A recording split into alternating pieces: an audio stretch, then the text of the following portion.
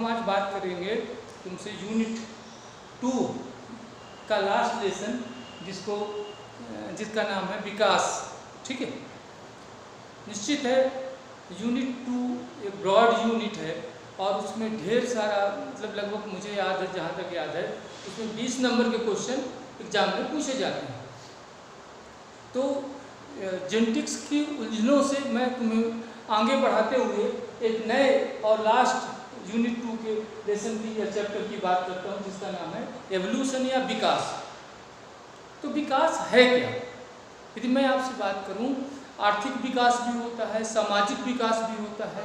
और तो आर्थिक विकास का अर्थ है आर्थिक दृष्टिकोण से अपन निम्न स्तर से उच्च स्तर पर पहुँच जाए तो अपन कहेंगे कि हम आर्थिक रूप से विकसित हो गए। लेकिन यदि मैं बात करूं, सामाजिक विकास भी कहते हैं, सामाजिक के निम्न स्तर से उच्च स्तर तक पहुंचना सामाजिक विकास कहलाएगा। लेकिन अपन बात करें यहाँ पर एवोल्यूशन, यहाँ एवोल्यूशन का अर्थ है जैव विकास। ठीक है, तो इस एवोल्यूशन वाले चैप्टर में दो बातें हैं, एक ओरिजिन ऑफ लाइफ और दूसरा है ऑर्गेनिक एवोल्यूशन या जैव विकास।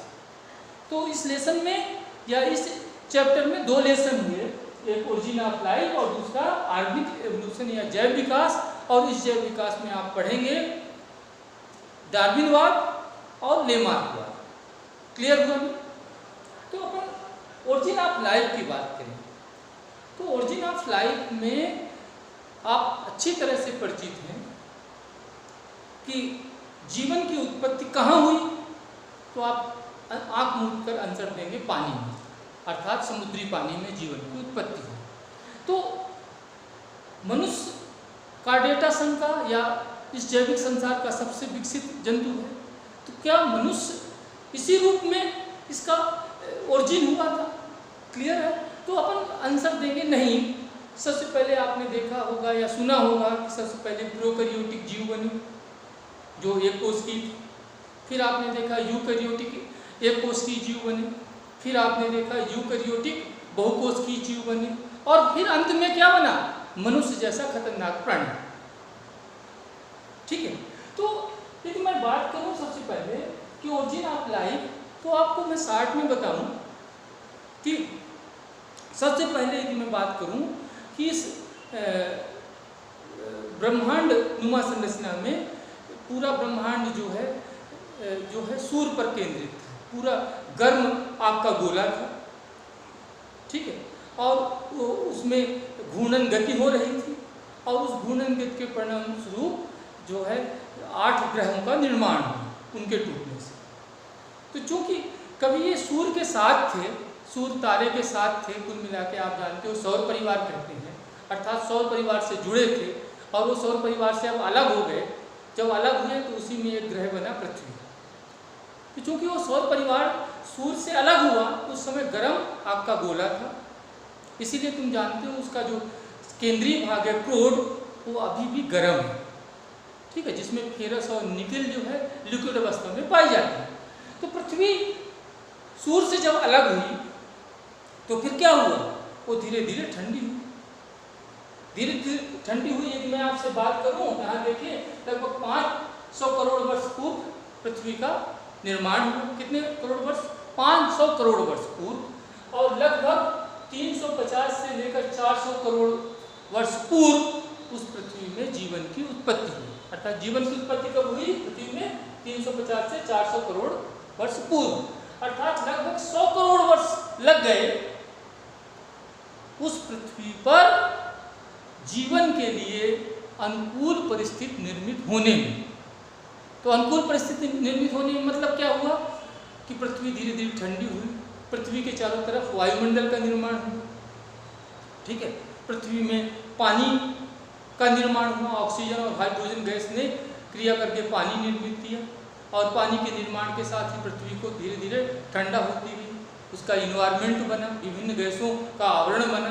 इस प्रकार पृथ्वी के लिए जीवन के लिए अनुकूल परिस्थिति निर्मित हो गई। और उसमें कितने वर्ष लगा? 100 करोड़।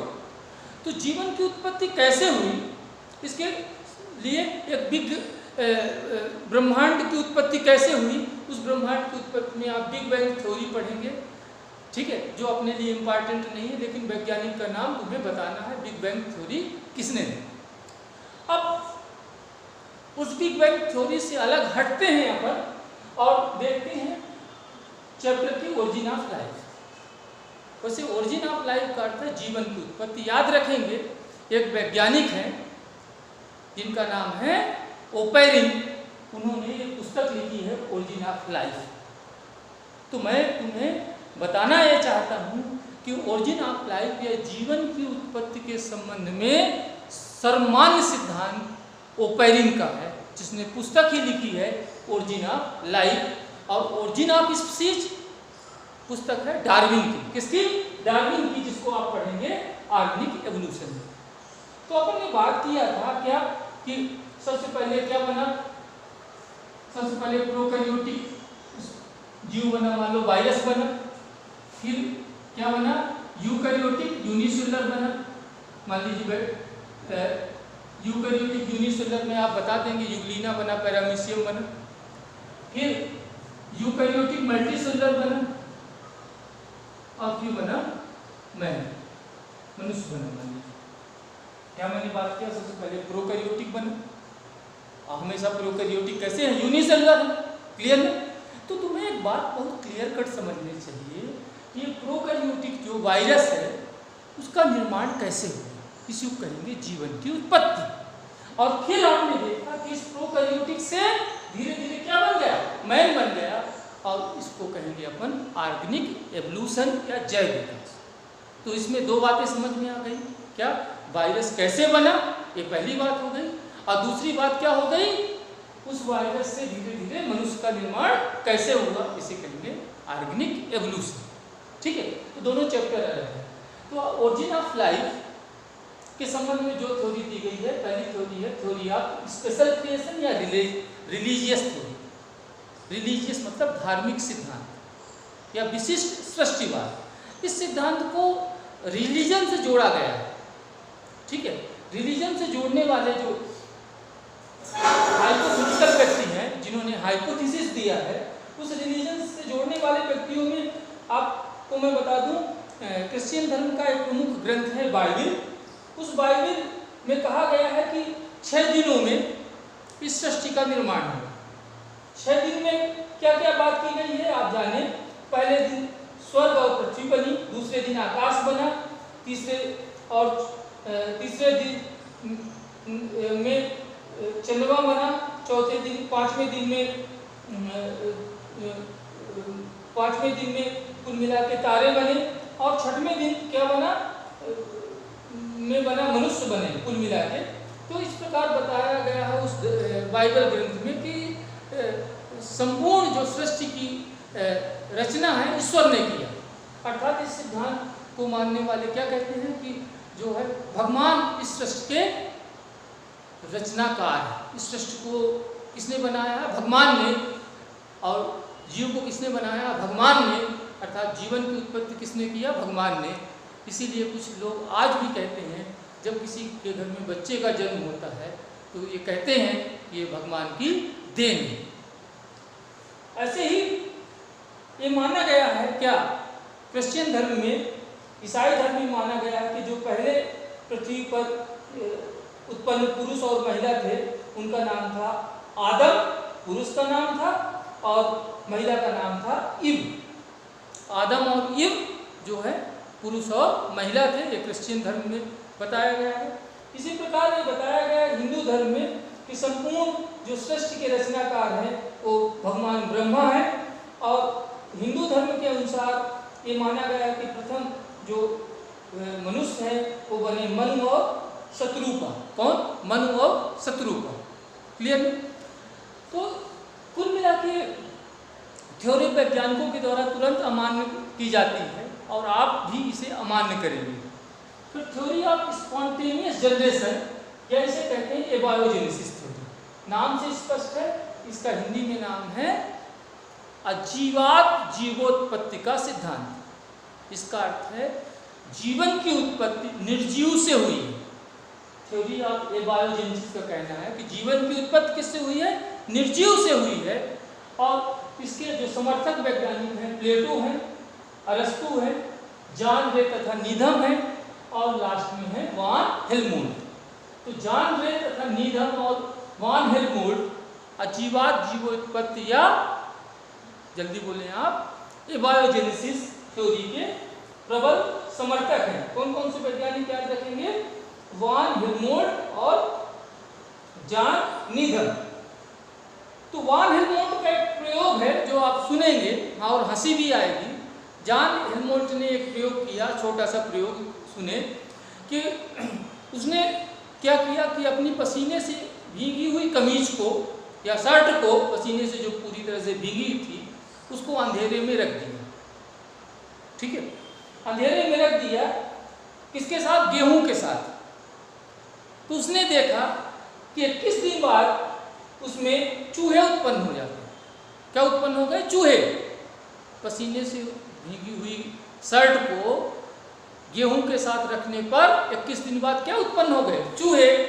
अर्थात उसका कहना है कि निर्जीव से सजीव की उत्पत्ति। इस थ्योरी को भी ये दो वैज्ञानिक हैं, एक प्रयोग में बताऊंगा, दो वैज्ञानिक हुए हैं, फ्रांसिस्को रेड्डी और लुई पाश्चर। इन दोनों वैज्ञानिक ने ये बायोजेनेसिस थ्योरी को अमान्य घोषित कर दिया और उन्होंने थ्योरी दिया, थ्योरी ऑफ बायोजेनेसिस, अर्थात जीवात जीवोत्पत्ति का सिद्धांत, अर्थात जीवन की उत्पत्ति सजीव से हुई है, न कि निर्जीव से। Francisco Reddy theory of biogenesis के प्रबल समर्थक हैं। याद रखें, परीक्षा में फ्रांसिस्को रेड्डी या लुई पाश्चर का प्रयोग पूछा जाता है। तो फ्रांसिस्को रेड्डी ने क्या किया? 3 फास्क-नुमा संरचना लिया और तीनों में उसने मांस के टुकड़े डाल दिए। ठीक है, तीनों मांस के टुकड़े को उसने बॉयल किया, उबाल दिया। ठीक है, इस संरचना में देखा इसका मुंह खुला हुआ और इस सेकंड वाली बोतल में उसने पार्चमेंट पेपर से ढक दिया और थर्ड को मलमल के कपड़े से ढक दिया और तीनों को कुछ दिनों के लिए छोड़ दिया। याद आया, तीनों जो ये संरचनाएं हैं, तीनों संरचनाएं में उसने मांस के टुकड़े डाल दिए। टुकड़े डालने के बाद क्या किया? उसको बॉयल किया, एक को खुला छोड़ा, दो को ढक दिया, एक पार्चमेंट पेपर से और दूसरे को मलमल के कपड़े से। कुछ दिनों बाद देखा कि इसमें बैक्टीरिया और मक्खियां उत्पन्न हो गई मांस के टुकड़े में, लेकिन इन दो में उसके टुकड़े मक्खियां और बैक्टीरिया उत्पन्न नहीं हुई। तो बायोजेनेसिस के समर्थक फ्रांसिस्को रेड्डी का कहना है, क्या कहना है? कि सजीव से ही सजीव की उत्पत्ति होती है, क्योंकि एयर में, ध्यान से समझना, एयर में क्या थे? बैक्टीरिया वायरस, और ये बैक्टीरिया वायरस को यहाँ पहुँच गए बॉर्डर में, इसलिए उसमें बैक्टीरिया वायरस या मक्खियाँ उत्पन्न हो गई। ठीक है, क्लियर में? अब आप ध्यान से सुने, इनमें क्यों नहीं उत्पन्न हुई? क्योंकि ये पार्चमेंट पेपर और मलमल के कपड़े से ढके हुए थे, इसलिए उसमें कोई भी मक्खियाँ या बैक्टीरिया वायरस उत्पन्न नहीं हुआ। लेकिन फ्रांसिस्को रेड्डी की आलोचना किसने किया? थ्योरी ऑफ एबायोजेनेसिस के समर्थक वैज्ञानिकों ने क्या किया? क्या कहा कि चूंकि इनको कपड़े से ढक दिया था या मलमल के कपड़े से या पार्चमेंट पेपर से, इसलिए ऑक्सीजन नहीं पहुंची, इसलिए इसमें बैक्टीरिया वायरस उत्पन्न नहीं हुए। इस आलोचना से बचने के लिए फ्रांसिस्को रेड्डी के प्रबल समर्थक लुई पाश्चर ने एक प्रयोग किया और थ्योरी ऑफ बायोजेनेसिस को सिद्ध कर दिया। उसका प्रयोग देखें क्या है। आप देख रहे हो उसने क्या लिया, जल्दी बोले, आपको संरचना दिख रही है।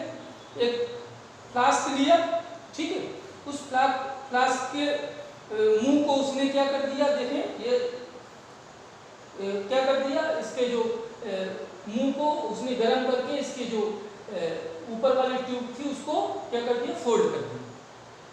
ठीक है, अब क्या करेगा देखना, इसमें मांस के टुकड़े कर दिया, डाल दिया और यहाँ कॉटन लगा दिया।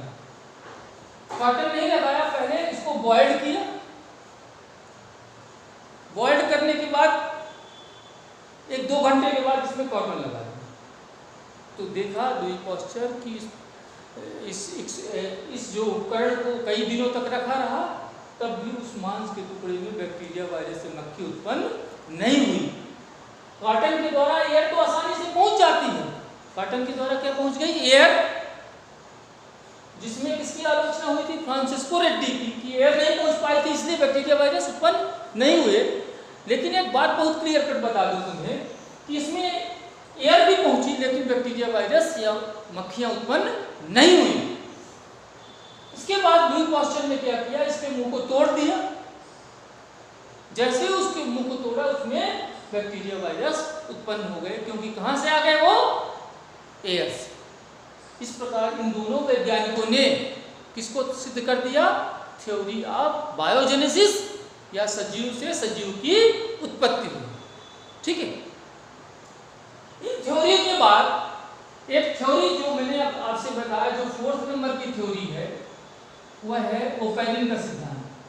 किसका? ओपेरिन थ्योरी, जिसने ओपेरिन ने कौन सी पुस्तक लिखी है? Origin of life.